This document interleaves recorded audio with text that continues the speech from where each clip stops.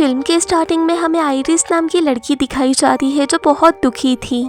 असल में कुछ अरसा पहले ही उसके बेटे की मौत हो गई थी, जिस वजह से उसकी जिंदगी रुक सी गई है। अब वो बहुत डिप्रेस्ड हो गई थी। उसके दिमाग में अजीब और गरीब ख्याल चल रहे थे। इसी दौरान वो एक नाइफ लेकर कार में बैठकर अपने घर से निकल जाती है। कुछ देर बाद वो एक पहाड़ी इलाके में आ जाती है और पहाड़ की चोटी पर खड़े होकर वो अपने बेटे के तस्वीर से बात करती है और कहती है कि अब मैं इस लाइफ से खुश नहीं हूँ। ये सब कहकर वो जैसे ही जंप करने वाली होती है, वहाँ पर एक अनजान आदमी आ जाता है और वो आदमी समझ चुका था कि आइरिस खुद की जान लेने वाली है, इसीलिए वो उसे बचाने की और उसका माइंड चेंज करने की पूरी कोशिश करता है। वो उससे बातें करना शुरू कर देता है और उसे बताता है कि मेरा नाम रिचर्ड है। वो उससे कहता है कि मैं तुम्हें रोकूंगा नहीं, लेकिन मरने से पहले मैं तुमसे कुछ बातें करना चाहता हूँ। वो उसे अपने दोस्त की कहानी सुनाता है जो बहुत जिंदा दिल था। उसे कार्स में बहुत इंटरेस्ट था और हर नई चीज करने का बहुत शौक था। लेकिन एक दिन जब वो अपने दोस्त के साथ जा रहा था तो उसकी कार का एक्सीडेंट हो गया। वो तो बच गया, लेकिन उसकी दोस्त मर गई। इस सदमे से वो काफी दिनों तक डिप्रेशन में रहा और जब वो डिप्रेशन से बाहर आया तो उसने रियलाइज किया कि उसकी फैमिली उसे बहुत प्यार करती है और वो उसके ठीक होने का इंतजार कर रही थी। उसे तब एहसास हुआ कि उसने अपनी जिंदगी ना जीकर कितनी बड़ी गलती की। वो आइरिस से कहता है कि ये सब बताने का मकसद बस इतना था कि कोई मरना नहीं चाहता, बस कुछ कमजोर लम्हे हमें इस हाल तक ले आते हैं। मैं यहाँ से जा रहा हूँ, अब तुम चाहो तो मर सकती हो। ये कहने के बाद वो यहाँ से चला गया, लेकिन उसकी बातें आइरिस पर असर कर गई। उसने मरने का इरादा छोड़ा और अपनी गाड़ी की तरफ मुड़ गई। यहाँ जाकर उसने देखा कि रिचर्ड ने उसकी गाड़ी आइरिस की गाड़ी के बिल्कुल बाजू पार की थी, जिस वजह से आइरिस अपनी गाड़ी का दरवाजा भी नहीं खोल पा रही थी। अब रिचर्ड अपनी गाड़ी से एक अम्ब्रेला लेते हुए उसके पास आया और उससे कहने लगा, मैं तुम्हारी मदद करता हूँ। यहाँ आइरिस को एक बात अजीब लगी कि रिचर्ड इतनी धूप में अम्ब्रेला लेकर क्यों आया होगा। इतने में वो अम्ब्रेला से आइरिस पर हमला कर देता है और वो अम्ब्रेला इलेक्ट्रिक होता है, जिससे आइरिस को शॉक लगकर वो बेहोश हो जाती है। इसके बाद रिचर्ड उसके हाथ पैर बांधकर उसे कार के बैक सीट पर लिटा देता है। अब आइरिस को होश आ जाता है, पर वो रिचर्ड से बात करने के अलावा अपनी स्मार्ट वॉच से अपने हस्बैंड को कॉल करने की कोशिश करती है, पर ये चीज रिचर्ड गौर कर लेता है और कहता है कि तुम कितनी भी कोशिश कर लो, यहाँ कोई सिग्नल नहीं है, तुम किसी को भी मदद के लिए नहीं बुला पाओगी।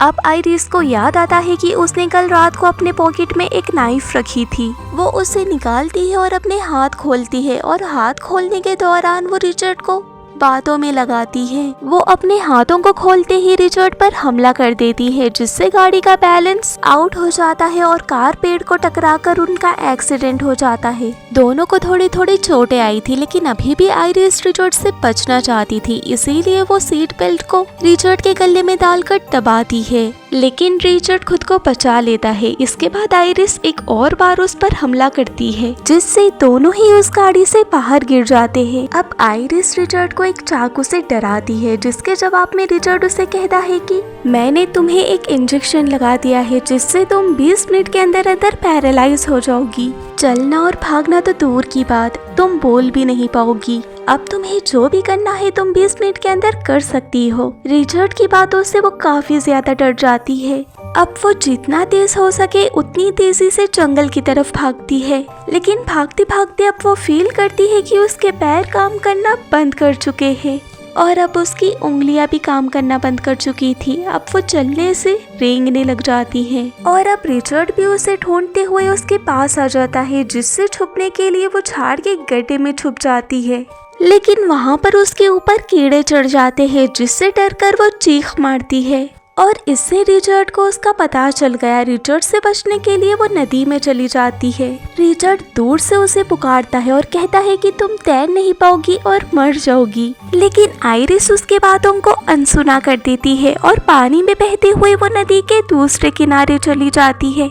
अब उसकी बॉडी पैरालाइज होने में सिर्फ 1 मिनट था। वो किसी तरह कोशिश करती है कि सामने के फार्म हाउस तक पहुंच जाए, लेकिन उससे पहले ही वो गिर गई। अब वो चलना और हिलना तो दूर की बात, बोल भी नहीं पा रही थी। अगर उसके कंट्रोल में कुछ था तो बस उसके आंख, वो अपने आंख ही हिला पा रही थी। काफी देर पड़े रहने के बाद फार्म हाउस में जो बूढ़ा आदमी काम कर रहा था वो इसके पास आता है। वो इससे पूछता है कि तुम्हें क्या हुआ, पर वो जवाब नहीं दे पाती, इसलिए वो इससे छोटे छोटे सवाल पूछता है। क्या तुम मुझे सुन पा रही हो? क्या तुम मुश्किल में हो? क्या तुम्हें मेरी मदद चाहिए? और इन सारे सवालों के जवाब आइरिस आंखों से देती है, अपनी पलक झपकाकर, जैसे कि उसे हाँ कहना हो तो एक बार पलक झपकाती है और अगर ना कहना हो तो 2 बार।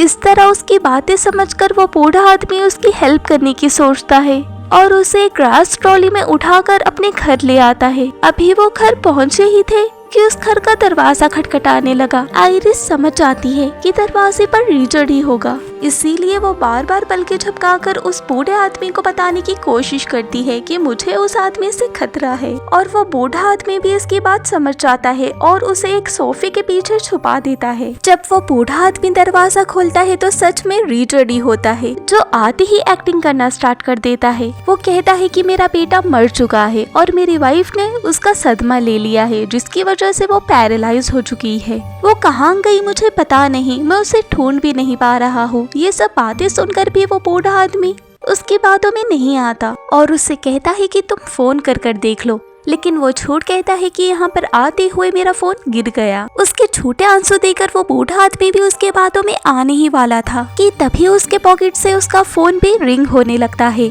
और उसका ये झूठ भी पकड़ा जाता है। अब रिचर्ड उस बूढ़े आदमी को धमकाकर पूछता है कि आइरिस कहाँ पर है, मुझे साफ साफ बता दो। ये बूढ़ा आदमी रिचर्ड को भगाने के लिए पुलिस को कॉल करने वाला होता है, लेकिन उतने में रिचर्ड उस पर हमला कर देता है। लेकिन वो बूढ़ा आदमी रिचर्ड से ज्यादा ताकतवर था। वो रिचर्ड पर भारी पड़ जाता है और उसे मार मार कर गिरा देता है। वो उसे मारकर जैसे ही मुड़ता है, रिचर्ड के हाथ में एक चाकू लग जाता है, जिसे रिचर्ड उस बूढ़े आदमी के पैर में स्टैब कर देता है।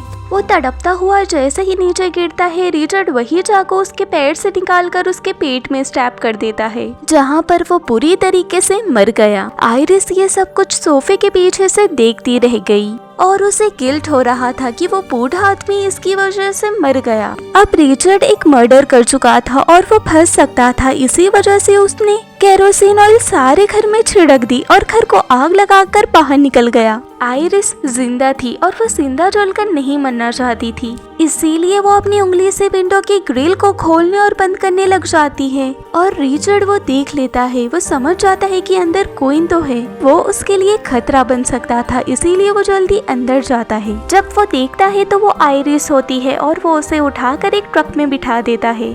ये ट्रक उस बूढ़े आदमी का ही होता है। ये लोग इसमें बैठकर यहाँ से निकल जाते हैं। इतने में रिचर्ड को उसकी बेटी का कॉल आता है और वो उससे कहती है कि डैड मैं आपको बहुत मिस कर रही हूँ और मैं और मामा आपसे मिलने के लिए आ रहे हैं। रिचर्ड उनसे कहता है कि नहीं, अभी मेरा काम पूरा नहीं हुआ और तुम लोग नहीं आ सकते। उसकी बेटी बहुत जिद करती है और उसकी एक भी बात ना सुनते हुए उससे कह देती है कि हम तो घर आने वाले हैं। इस बात से रिचर्ड बहुत टेंशन में आता है और टेंशन में उसका एक्सीडेंट होते होते रहता है। और इससे भी ज्यादा बुरा उसके साथ तब होता है जब उसकी गाड़ी में फ्यूल खत्म हो जाता है। फ्यूल डलवाने के लिए वो फ्यूल स्टेशन आ जाता है और आइरिस को एक कैप पहना देता है ताकि कोई भी उसके एक्सप्रेशंस ना देख पाए। यहाँ पर आइरिस एक बच्चे को देखती है जिसकी एज बिल्कुल उसके बेटे की जितनी थी। उस बच्चे को देखकर उसे अपने बेटे की याद आती है और वो इमोशनल हो जाती है। ये बच्चा भी आइरिस को देखकर समझ जाता है कि वो किसी परेशानी में है, पर इससे पहले कि वो कुछ पूछ पाता उसकी मदर आकर उसे ले जाती है। वो लेडी समझ जाती है कि आइरिस के साथ कुछ तो प्रॉब्लम है, इसीलिए वो पीछे से पुलिस को कॉल करती है और उन्हें इस गाड़ी का नंबर भी बता देती है। वो अब ड्राइव कर वहीं पर आता है जहाँ पर उसकी कार पार्क हुई होती है।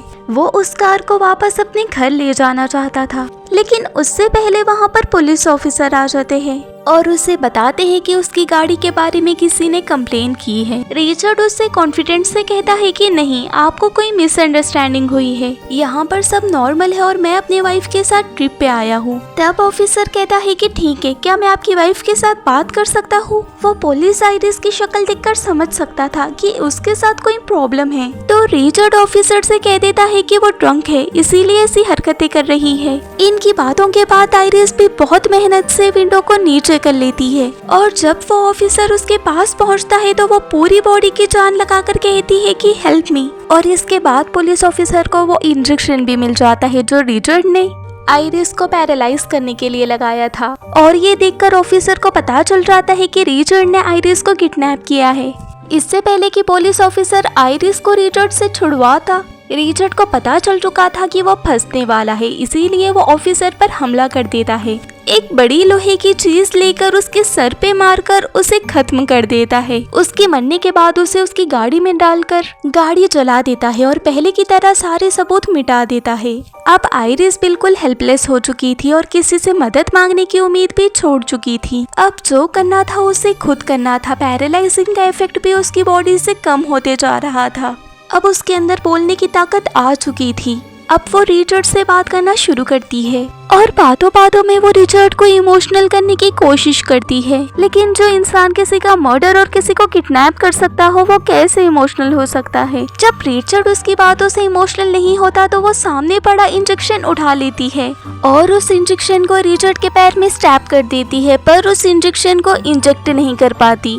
तब रिचर्ड हंसते हुए इंजेक्शन निकाल लेता है और कहता है कि कितनी कमजोर हो चुकी हो तुम, मेरा कुछ नहीं बिगाड़ पाओगी। अब वो आइरिस से कहता है कि मैंने प्लान चेंज कर लिया है। पहले मैं तुम्हें अपने घर ले जाकर मारने वाला था, पर अब वहाँ पर मेरी फैमिली आ रही है, इसीलिए मैं अब तुम्हें नदी में ले जाकर धक्का दे दूंगा। वो कहता है कि पहले मुझे तुम्हें टॉर्चर करना था, मुझे मजा आता है ऐसा करके, पर अब मैं ऐसा नहीं कर सकूंगा। मेरी फैमिली ने मेरा सारा प्लान बिगाड़ कर रख दिया है। वो उसे घसीटते हुए बाहर लाता है और उसे एक बोट में बिठा देता है। आइरिस बेजान बोट में बैठी हुई थी कि तभी उसे रिचर्ड के बैग पे एक चाकू नजर आता है और उसके दिमाग में आइडिया आता है और वो रिचर्ड से कहती है कि मेरी पॉकेट में मेरे बेटे की फोटो है और मैं उसे मरने से पहले एक बार देखना चाहती हूँ, क्या तुम मुझे वो निकाल कर बता दोगे। रिचर्ड ये बात सुनकर हंसता है पर मान जाता है। वो जैसे ही फोटो निकालने के लिए नीचे झुकता है, आइरिस बिना टाइम जाया करे उसके बैग से चाकू निकाल लेती है और उसके गर्दन पर स्टैब कर देती है। वो दर्द में गुस्से से पागल होकर गन निकालता है, पर आइरिस उसकी गन छीन लेती है और उसे गोली मार देती है, जिस वजह से वो पानी में गिर जाता है। आइरिस खुश होती है क्योंकि उसने एक किलर को मार दिया था और वो अपनी जान बचाने में कामयाब हो जाती है। अब वो सुकून का सांस लेती है। फिर कुछ पल बाद वो गौर करती है कि गोली लगने की वजह से बोट में होल हो चुका था, जिस वजह से पानी बोट के अंदर भर रहा था और आइरिस भी उसमें डूबने लगी थी क्योंकि उसकी आधी बॉडी अभी भी पैरालाइज थी। और पैरालाइज होने का एडवांटेज ये था कि वो किसी लाश की तरह पानी के ऊपर आ गई और कुछ देर बाद जब उसकी बॉडी नॉर्मल हुई तो वो तैरते हुए किनारे तक आ गई। वो खुश हो गई और सुकून में आ गई कि उसने अपने आप को एक साइको किलर से बचा लिया है। वो बहुत खुश थी। अब वो जाने ही वाली थी कि उसने देखा कि रिचर्ड भी बचकर दूसरे किनारे पर वापस आ गया था और वो अभी जिंदा था। वो उसे देखने के लिए उसके पास जाती है। वो बहुत जख्मी था और अपनी आखिरी सांसें ले रहा था। वो उसके पास जाकर उसके आंखों में आंखें डालकर उसे थैंक यू कहती है क्योंकि उसकी ही वजह से उसे जिंदगी की कीमत का पता चला। उसे ये पता चला कि जिंदगी कितनी ही मुश्किल क्यों ना हो, उसे जीना पड़ता है। हमें बुज़दिलों की तरह अपनी जिंदगी नहीं खत्म करनी चाहिए। इसके बाद वो यहाँ से चली जाती है और इसी के साथ ये मूवी यहीं पर एंड हो जाती है।